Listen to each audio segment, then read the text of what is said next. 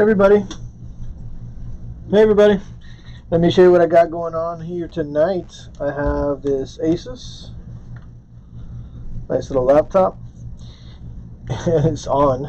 Let's turn it off. So basically this came in, customer just wants to do an upgrade on the unit.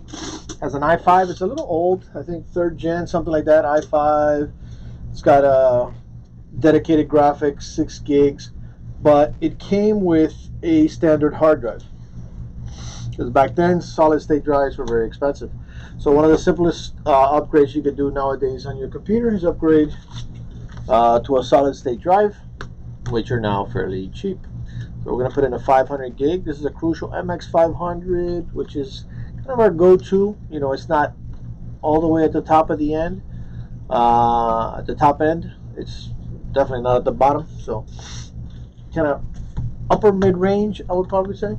You know, considering the Evo probably is the name, you know, the Rolex of these, and Crucial, I believe, makes one next up. I'm not sure on these. I know on the M2s they do. So this one, luckily, you know, this just had you know, 2 screws, pops the cover off. The hard drive is right there, so makes it easy. Most of the newer computers are completely closed, so you got to open them up and stuff. So this, I'm just checking these screws here. So pop that off, and you got the hard drive right here. It's got 3 screws on it. Slides right out. So this is a 1 terabyte. And the customer came in and said, I want to make it faster. This thing is slow. Probably this drive is probably not in good condition. I haven't even checked it or anything like that, but I'll put it on one of our testers. It's probably just going bad. And regardless, even if it was good, I've been taking out perfectly good hard drives and just replacing them with a solid state drive. So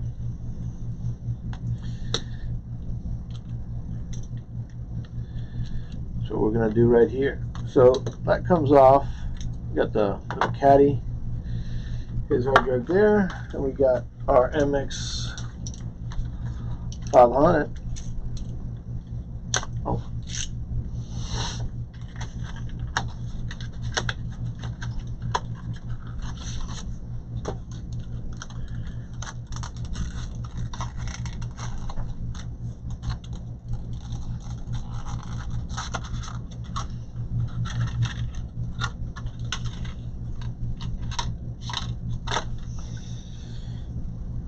And we're gonna pop it in there. Let's see which way.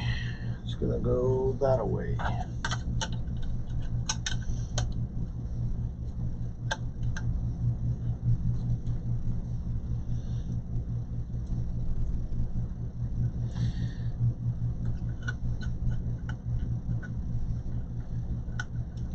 The difference in a solid state is very noticeable. Like, for example, let's say sometimes, you know, on a computer you go from, let's say, up RAM 4 to 6 gigs, and you say, well, you know, it's a little better, but I can't really notice. This is an upgrade that you will notice no matter what. The other thing to increase it, if you got a computer with 8 gigs or less, nowadays you want to have at least 8 gigs. You know, 4 is like bare minimum. If you got under 4, that's like, throw that away. Not throw it away, but upgrade it.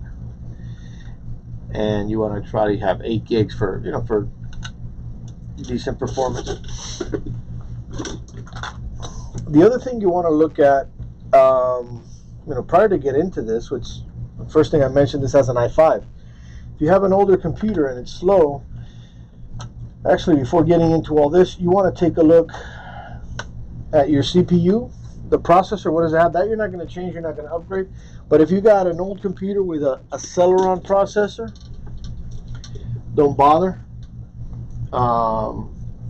Just get yourself into another computer. If you got a Pentium, probably I would probably almost say the same thing. If it's an older one. If you got a new computer with a Pentium that has a regular hard drive, that just means you bought like the cheapest one on the shelf. Still going to benefit a little bit from the drive.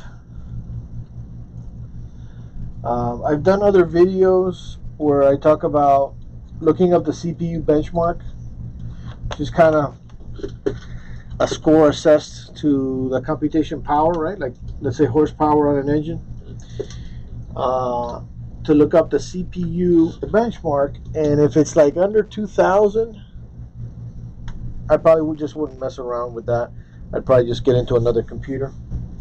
That's kind of a little bit of a rule of thumb. If it's under 1,000, for sure, that's trash. 2,000 is, you know, that's the number I kind of guide myself with a customer. If it's under 2,000, I'm probably not going to recommend any type of upgrades or anything like that.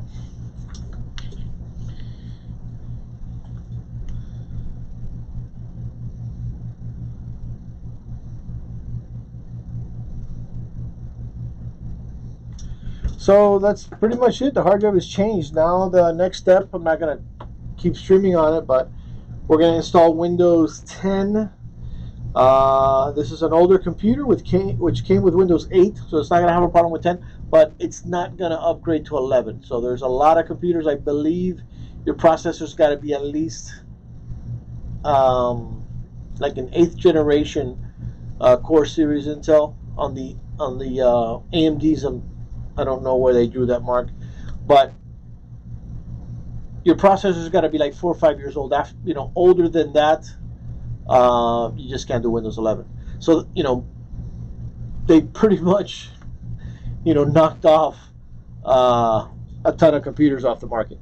Now, people would say, "Oh, that's terrible of Microsoft to do such a thing." Apple does it all the time. You know, they'll make a computer not be upgradable to the next operating system. I don't know the mark, but it could be 5-8 years. But they've been doing that. You know, they've been doing that regularly, and the computer could, you know, could upgrade technically. Some people make some hacks. Actually, I have a computer there. I have an iMac and a MacBook Pro that are, I believe, 2009, 2010, and they only go to El Capitan, which El Capitan, you can't upgrade the browser to a current browser, which means it's a problem. It's basically almost renders the computer useless if you really just can't get you know, an up-to-date browser and browse normally without getting error messages or things like that. But there's a kind of hack out there of getting them to work all the way up to Catalina, they say. I tried it, it hasn't worked. Something's going on where I have not been able to do it, but I got them pending there, and I try to squeeze it in, you know, here and there, but you know, it should work. I don't know exactly what happened in my situation, because all the comments on those tutorials, everybody's like, "Great, fantastic, you're you know, you're the best, whatever, you know, you're a savior," all those, you know, great compliments. So I know that it does work, but something must be going on with my computers, or maybe I did something wrong. It seems pretty simple, but that's pretty much it. Going to use USB, install Windows 10, and we should be good to go. And that's what's going on right here, right now at PC 911.